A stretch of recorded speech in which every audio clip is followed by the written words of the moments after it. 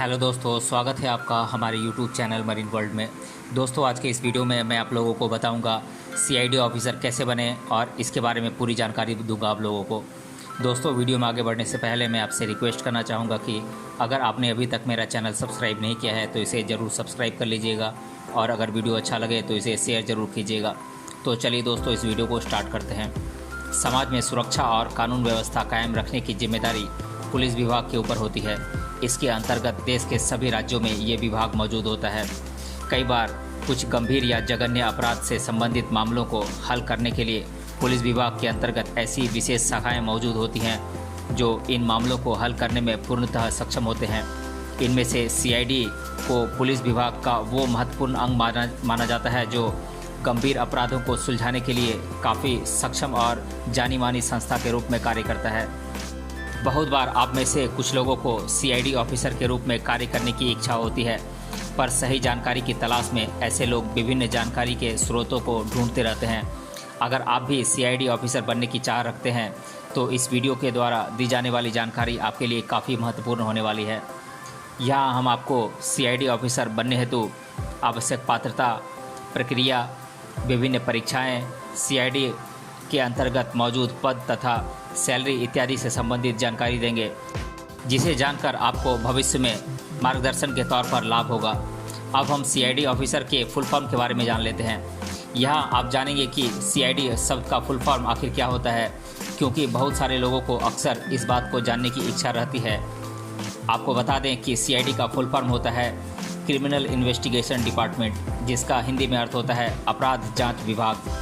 भारत में प्रत्येक राज्य के पुलिस विभाग के अंतर्गत सीआईडी विभाग मौजूद होता है, जो जघन्य अपराध, धोखाधड़ी के मामले, महिलाओं से जुड़ी गंभीर घटनाएं, अपहरण, लूटपाट आदि विषयों से जुड़े आपराधिक मामलों की जांच पड़ताल का कार्य करती है।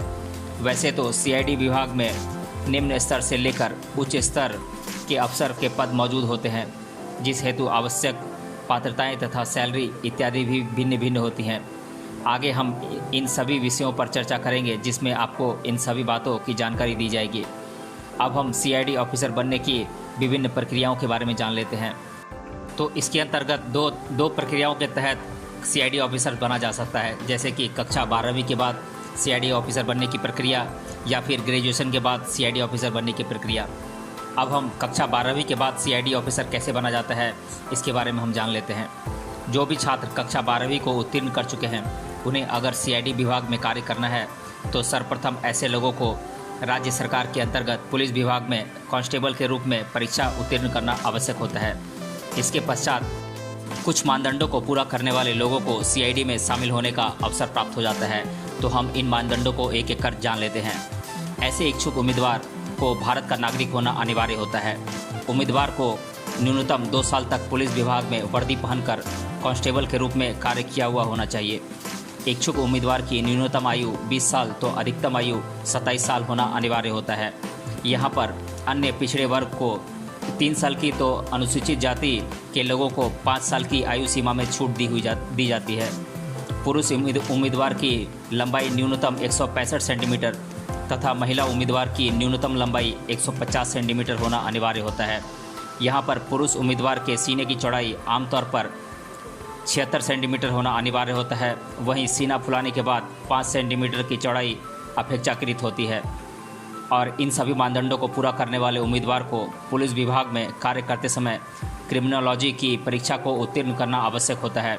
इसके पश्चात इस परीक्षा में सफल हुए उम्मीदवार को सीआईडी विभाग में कांस्टेबल के रूप में नियुक्त किया जाता है।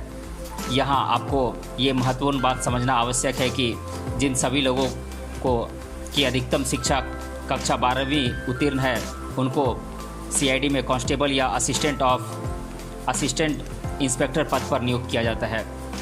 अब हम ग्रेजुएशन के बाद सीआईडी ऑफिसर बनने की प्रक्रिया के बारे में जान लेते हैं।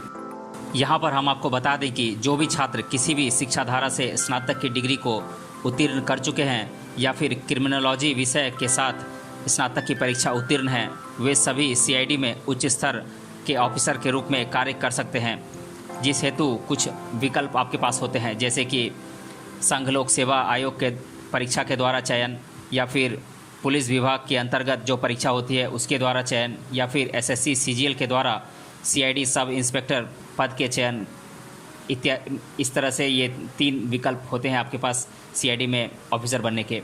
अब हम संघ लोक सेवा आयोग परीक्षा के द्वारा सीआईडी ऑफिसर के चयन की प्रक्रिया को जान लेते हैं। चरणबद्ध तरीके से यहाँ आपको इस परीक्षा को उत्तीर्ण करना होता है, जिसमें सभी चरण में सफलता हासिल किए हुए उम्मीदवार को अंतिमतः सीआईडी ऑफिसर के रूप में नियुक्त किया जाता है। तो आइए हम एक नज़र डालते हैं इस परीक्षा के चरणों पर, जो कि इस प्रकार हैं। तो ये परीक्षा 3 चरणों में होती है। पहला चरण है पूर्व परीक्षा यानी कि प्रीलिम्स, और दूसरा चरण है मुख्य परीक्षा यानी कि मेंस, और तीसरा चरण है साक्षात्कार यानी कि इंटरव्यू। आपको बता दें कि इस परीक्षा में आवेदन करने हेतु उम्मीदवार की न्यूनतम आयु 20 साल तो अधिकतम आयु 27 साल होना अनिवार्य होता है, जिसमें अन्य पिछड़े वर्ग को 3 साल तो अनुसूचित जाति या समुदाय के उम्मीदवार को 5 साल तक आयु सीमा में छूट दी गई होती है। यहाँ पर इच्छुक उम्मीदवार किसी भी शिक्षा धारा से स्नातक परीक्षा उत्तीर्ण किया हुआ होना अनिवार्य होता है तथा ऐसा उम्मीदवार भारत का नागरिक होना आवश्यक होता है। इस परीक्षा में सफलता प्राप्त करने के लिए अन्य पिछड़े वर्ग के उम्मीदवार को 7 बार तो अनुसूचित जाति या समुदाय के उम्मीदवार को आयु सीमा पूरा होने तक यानी कि असीमित प्रयास के मौके दिए हुए होते हैं। अब हम संघ लोक सेवा यानी कि यूपीएससी परीक्षा का प्रारूप और इसका सिलेबस जान लेते हैं। सिविल सर्विस परीक्षा द्वारा जिन उम्मीदवारों का भारतीय पुलिस सेवा में आईपीएस ऑफिसर के पद के तौर पर चयन होता है, उनको सीआईडी में उच्च स्तर ऑफिसर के रूप में कार्य करने का मौका दिया जाता है। जो उम्मीदवार आईपीएस के लिए चयनित होते हैं, उन्हें कुछ साल पुलिस विभाग में सेवा देने के लिए सीआईडी विभाग में नियुक्त किया जाता है। हालांकि सीआईडी में कार्य करने की इच्छा रखने वाले अफसरों को राज्य सरकार द्वारा उच्च पदों पर ऑफिसर के तौर पर पदोन्नति दी जाती है। अब हम पुलिस विभाग के अंतर्गत सीआईडी ऑफिसर का चयन की प्रक्रिया को जान लेते हैं। जो सभी लोग राज्य पुलिस विभाग में 2 साल का सेवा काल पूरा कर चुके हैं, साथ ही स्नातक परीक्षा को उत्तीर्ण किए हुए हैं, ऐसे उम्मीदवार सीआईडी विभाग में सब इंस्पेक्टर पद के लिए आवेदन कर सकते हैं।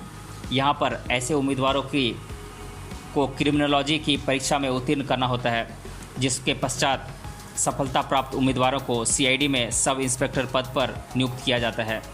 अब हम एसएससी सीजीएल के द्वारा सीआईडी ऑफिसर के चयन की प्रक्रिया के बारे में जान लेते हैं।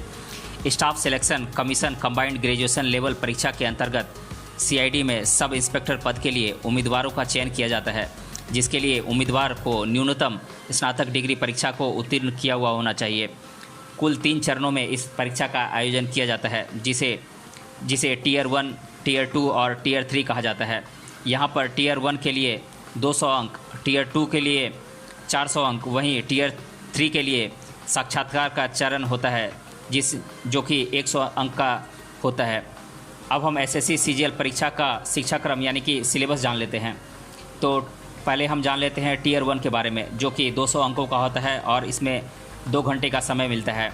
और इसका सिलेबस है जनरल इंटेलिजेंस एंड रीजनिंग 50 अंक, जनरल अवेयरनेस 50 अंक, न्यूमेरिकल क्वालिफिकेशन 50 अंक, इंग्लिश लैंग्वेज 50 अंक। अब हम टीयर 2 के सिलेबस को जान लेते हैं। तो टीयर 2 में कुल 400 अंक होते हैं और ये 4 घंटे का इसमें समय मिलता है। और इसका सिलेबस है अर्थमेटिक एबिलिटी 200 अंकों का होता है और इसमें कुल समय मिलता है 2 घंटे। और इंग्लिश लैंग्वेज एंड कॉम्प्रिहेंसन जो कि 200 अंकों का होता है और इसमें भी कुल समय मिलता है 2 घंटे। और साक्षात्कार जो कि तीसरा चरण है, टीयर 3 है, जो कि 100 अंकों का होता है। और जो सभी उम्मीदवार इन दोनों चरणों में सफलतापूर्वक पास कर लेते हैं, उन्हें साक्षात्कार चरण के लिए बुलाया जाता है, जिस हेतु 100 अंक तय किए हुए होते हैं। अब हम सीआईडी में मौजूद ऑफिसर पद की सूची के बारे में जान लेते हैं। तो इसमें कुछ पद होते हैं, मैं उन पदों को एक एक कर आप लोगों को बता देता हूं। तो ये पद हैं additional director general of police, inspector general of police, general sub division inspector, deputy superintendent, sub inspector, constable इत्यादि पद होते हैं। अब हम सीआईडी ऑफिसर के लिए आवेदन कैसे करें इसे जान लेते हैं।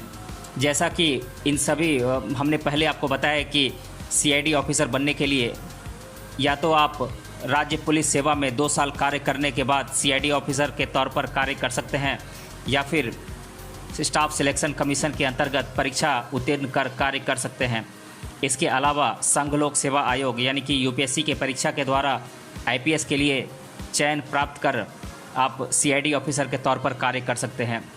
बात करें राज्य पुलिस सेवा की, तो आप जिस भी राज्य के निवासी हैं वहां के पुलिस विभाग में चयन हेतु संपूर्ण प्रक्रिया की जानकारी प्राप्त करने के लिए आपको संबंधित राज्य के पुलिस विभाग पुलिस भर्ती के आधिकारिक वेबसाइट को पर जाना आवश्यक बन जाता है। और वहीं जिन लोगों ने पुलिस विभाग में कार्य करते हुए 2 साल पूरे किए हुए हैं, उन्हें विभाग के अंतर्गत सीआईडी के लिए आवश्यक क्रिमिनोलॉजी परीक्षा की जानकारी तथा जानकारी राज्य पुलिस विभाग से प्राप्त करने के प्रयास करते रहना चाहिए। इस प्रकार से इन विभिन्न मार्गों के द्वारा आप सीआईडी ऑफिसर के रूप में कैरियर बना सकते हैं। और अगर आप कहेंगे तो मैं कमेंट बॉक्स में इसका वेबसाइट का लिंक भी मैं दे दूंगा और राज्यवार में इन सभी वेबसाइट्स का आपको लिंक दे दूंगा।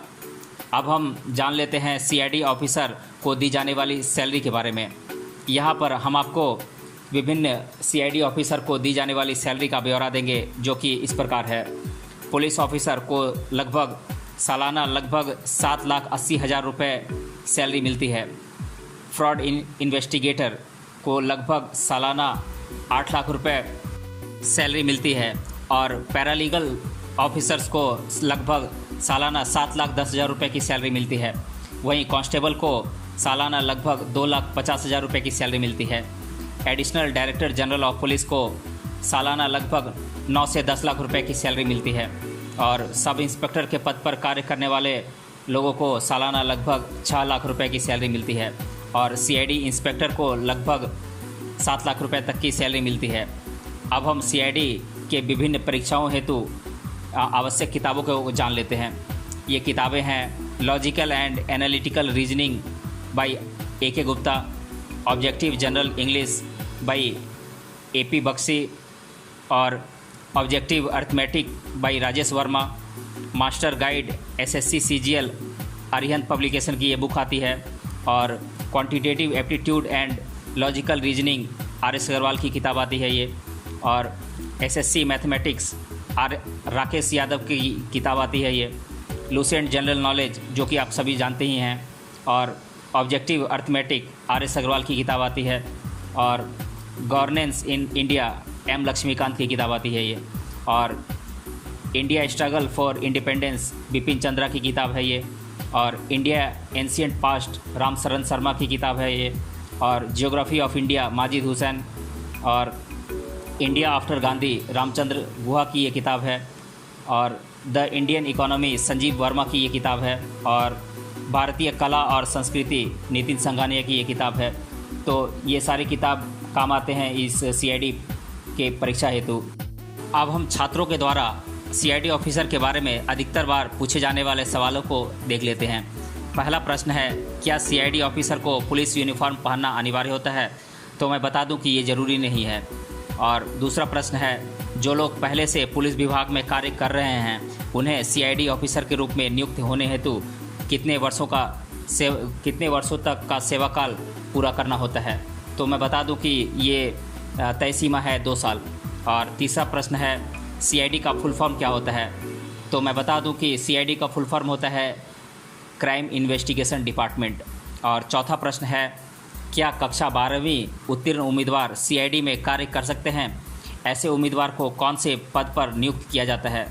तो मैं बता दूं कि कक्षा 12वीं उत्तीर्ण किए हुए छात्रों को सबसे पहले राज्य पुलिस विभाग में शामिल होना होता है, जिसके पश्चात क्रिमिनोलॉजी परीक्षा को उत्तीर्ण कर ऐसे उम्मीदवार सीआईडी में नियुक्ति पा सकते हैं।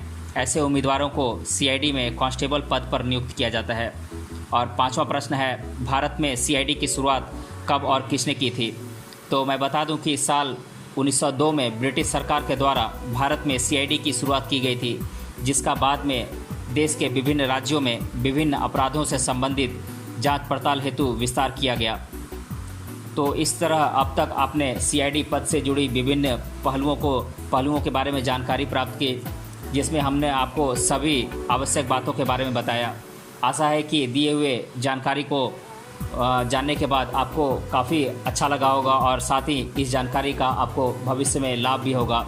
और अगर आपने अभी तक इस वीडियो को पूरा देखा है तो आप कमेंट करके बताइए कि SSC CGL की परीक्षा का जो सिलेबस होता है उसमें टीयर 2 कितने अंकों का होता है। तो मिलते हैं अगले वीडियो में किसी अन्य टॉपिक के साथ, तब तक के लिए धन्यवाद।